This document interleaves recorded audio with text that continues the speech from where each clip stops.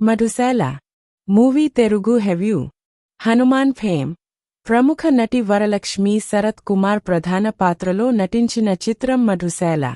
Zeal Sudhakar తెరకెక్కించిన ఈ crime thriller movie Ramzan కానుకగా సోమవారం మార్చి 31 ఓటీటీలోకి వచ్చేసింది. అది కూడా ఎలాంటి ముందస్తు ప్రకటన లేకుండానే. ఈ మూవీలో వరలక్ష్మి శరత్ కుమార్తో పాటు మనోజ్ నందం, యాని, తనికెళ్ల భరణి, రఠుబాబు, భేటప్ సీను, చిన్న, రవివర్మ, ఇనయ సుల్తానా తదితరులు ప్రధాన పాత్రలు పోషించారు. ఎస్ఏఏ క్రియేటివ్ వర్క్స్ బ్యానర్పై తమ్ముడు సత్యం నిర్మించిన ఈ మూవీకి సెబాస్టియన్ వర్గీస్ సంగీతం అందించారు. ఈ సినిమా డిజిటల్ స్ట్రీమింగ్ హక్కులను ప్రముఖ Telugu OTT platform ETV Win సొంతం చేసుకోగా మంగళవారం నుంచి ఈ మూవీ స్ట్రీమింగ్ అవుతోంది. కథేంటంటే, ఎమ్మెల్యే కోడలిని కిడ్నాప్ చేయాలని ప్లాన్ చేస్తాడు ఒక కిడ్నాపర్. ఇందుకోసం మరో 5గురిని సాయం తీసుకుంటాడు. ప్లాన్ ప్రకారమే అందరూ కలిసి ఎమ్మెల్యే కోడలిని కిడ్నాప్ చేస్తారు. అయితే ఈ క్రమంలో కిడ్నాపర్లలో ఒకరు అనుకోకుండా యాక్సిడెంట్లో చనిపోతాడు. అసలు ట్విస్ట్ అక్కడే ఎదురవుతుంది. మరి కిడ్నాప్ సంగతి ఏమైంది? కిడ్నాపర్ల నుంచి తన కోడలిని ఎమ్మెల్యే కాపాడుకోగలిగారా?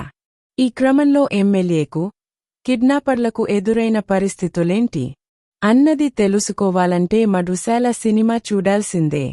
సినిమాలో గోపరాజు రమణ, బెనర్జీ, వరలక్ష్మి శరత్ కుమార్, మనోజ్ నందం వంటి నటులు ఉన్నప్పటికీ వారి పాత్రలు సరైన గాఢతను చూపించలేదు.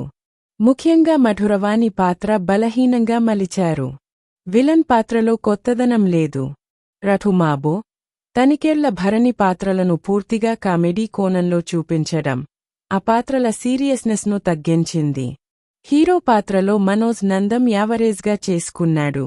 యాని పాత్రకి అంతగా ప్రాధాన్యం ఇవ్వలేదు. సినిమాటోగ్రఫీ పరంగా చూస్తే కొన్ని సన్నివేశాలు బాగున్నప్పటికీ బ్రిప్ కలిగించే విధంగా విజువల్స్ లేవు. బ్యాక్గ్రౌండ్ స్కోర్ కథను ముందుకు తీసుకెళ్లేలా లేదు.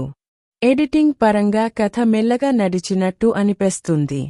ముఖ్యంగా క్లైమాక్స్కి వచ్చేసరికి ప్రేక్షకుల సహనాన్ని పరీక్షించేలా ఉంటుంది. సినిమాలో మధుశాల అనే పేరుతో ఓ వైన్ షాపు ఉంటుంది. కాని కథ మొత్తం ఆ షాపుతో ఎలాంటి సంబంధం లేకుండా సాగుతుంది.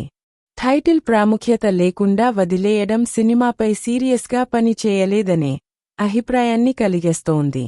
ఈ సినిమా మంచి కథను తీసుకున్నప్పటికీ దాన్ని అందరికీ కనెక్ట్ అయ్యేలా చెప్పడంలో పూర్తిగా విఫలమైంది.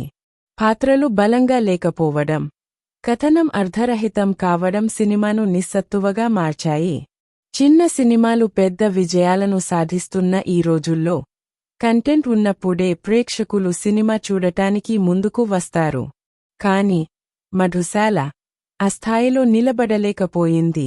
మరిన్ని రివ్యూస్ కోసం మా ఛానల్ని సబ్స్క్రైబ్ చేయండి. థాంక్యూ. ఇప్పుడు మనం రేటింగ్స్ని చూద్దాం. ఆడియన్స్ 5కి 2.5 రేటింగ్ ఇచ్చారు.